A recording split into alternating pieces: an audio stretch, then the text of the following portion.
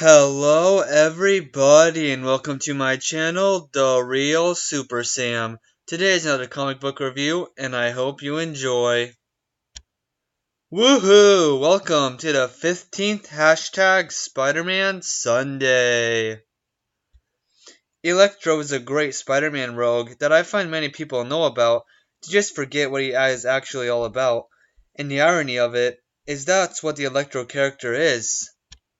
Electro is always considered a big threat, but Electro, aka Max Dillon's goal is to make it big, be famous and respected by everyone. He just gets stopped by Spider-Man every time. It's established as early as his first appearance. Crazy, I know. Actually, this is built up bigger than the issue with Doctor Doom. In the beginning of the story, Spider-Man is hurrying home to deliver medicine for his Aunt May. But, of course, there's a new supervillain in town who just wants money, like Vulture or Sandman, whatever. Give Stan Lee and Ditko kudos, Chameleon, Lizard, and Dr. Octopus had all greater ideas than just money, and since they all get better with time, I let this stuff slide while reading. Electro demonstrates a sample of his powers on some guard, stealing the armored car's money.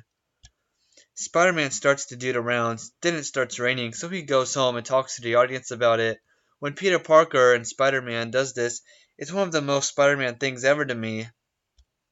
We see J. Jonah Jameson go to the bank. I love his line he gives, "When I give an order, I expect people to hop." Electro breaks in and robs them. Jameson is in the middle of all this all again. When Jameson's involved, it's the funniest. I love Jameson here just because Electro knows him. He assumes it's someone he knows. Like, what the? He's a public figure. Everyone knows him.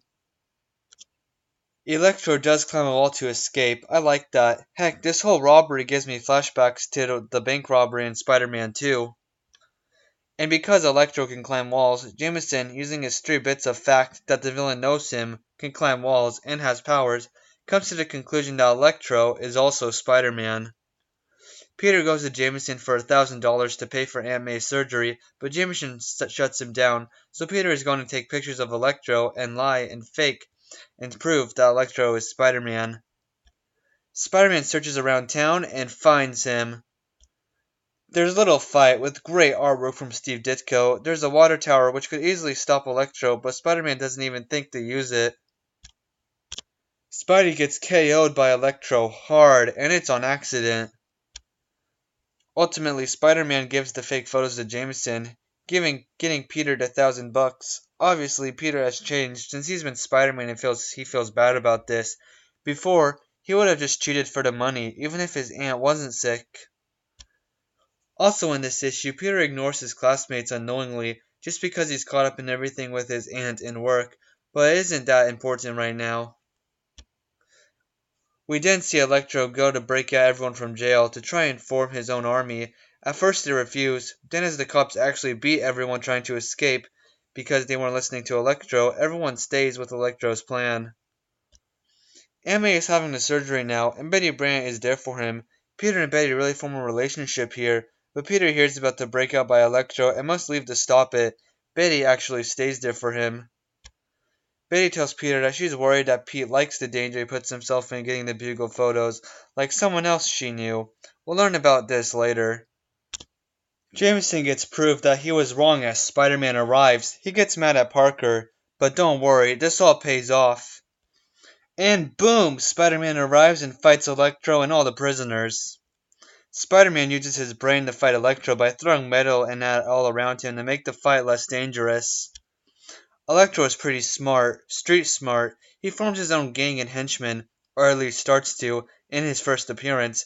No other Spider-Man villain has fought and has done this before. There's a funny scene here where Spider-Man just kicks sand at Electro, and Electro just demonstrates his power. I don't know, I really enjoyed this scene. I really enjoyed this whole scene, this whole issue even. It was really fun, and the art is the best I've seen for the series so far. At the end, Spider-Man just uses water to knock out Electro, so Electro shocks himself. That was super easy, and Spider-Man does a "da-doy" to himself, like, how could he have not tried that until now? It's a cool looking panel also. At the end, the most Electro thing happens when Spider-Man takes off his mask and says that Electro is a nobody, an average Joe, and he thought his dangerous enemy so far was supposed to be someone important, but no. From now on, this starts Max Dillon trying to become as big as Spider-Man expected him to be. At the end, Peter gets chewed out by Jameson about the fake pictures. Peter gives him some new ones, and Jameson accepts it, but at the same time robs Peter by not paying him for the super wealthy photos for his newspaper. But at the end, they both walk away happy, so what's the loss? And I find these moments with Jameson to be the funniest. Also, nightmare fuel. Peter and Betty Brant share a moment at the end now that Aunt May's okay, which makes it official that Betty is Peter Parker's first ever girlfriend. Electro could have been taking the lovely Levin with his powers, even at the start, but I'm glad they didn't, but managed to establish him as a super dangerous and even deadly. And I love this Electro suit. It may be my favorite one, especially the fact that the lightning bolts he shoots look just like the ones on his costume, like he's shooting out an extension of himself, I'd say. Electro has a great similarity to Peter Parker here, more than any other villain. He takes advantage of people and has no respect for others. Heck, when he gets powers, it seems like he gains more respect for human life than he had before, but he still becomes a criminal. Max Dillon was only going to save the guy on the electric pole if he got paid for it. Otherwise, he missed the part where that's his problem. But unlike Peter, Max actually goes up and saves him. Sure, he got paid $100, but then he gets hit with lightning, karma, I'd say, and gets powers. He doesn't lose anyone from this situation and gets paid. He still becomes a supervillain. His powers seem very easy to control. Electro is almost a lot fun to read just to see him by himself. By himself, he laughs at what Jameson has done in the paper, like us, the readers, are. This is a great issue, another 10 out of 10. The action, the drama, and of course all the laughs. And it was Electro's first appearance.